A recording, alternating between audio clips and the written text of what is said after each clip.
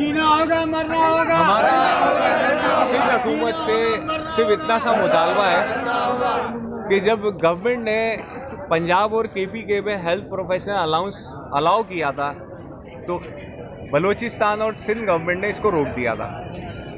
CM साहब से 12 हम लोग दरख्वास्त करते रहे, जाते रहे, समरियाँ देते रहे, CM साहब उनको रिजेक्ट करते गए। उसके बाद CM साहब ने सबसे पहले फार्मासिस्ट को, उसके बाद JPMC, उसके बाद NICH को health professional allowance half basic पे अलाउ कर दिया।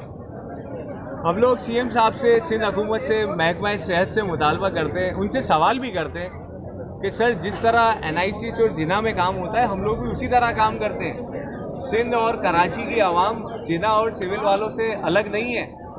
जितना काम, जितने बुरे हालात में कराची के लोगों ने काम किया, पैरामेडिकल स्टाफ ने, हमने यहाँ स्ट्राइक देखी है, हमने यहाँ धमाके देखे हैं, हमने टारगेट किलिंग्स में काम किया है, हमने हर हाल में 12 यहाँ पे लोगों को फैसिलिटेट करने की कोशिश की है।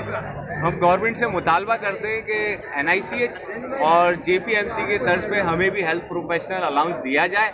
यह हमारी उनसे दरख्वास्त भी है, हमारा मुतालबा भी है, हमारी गुजारिश भी है। शुक्रिया।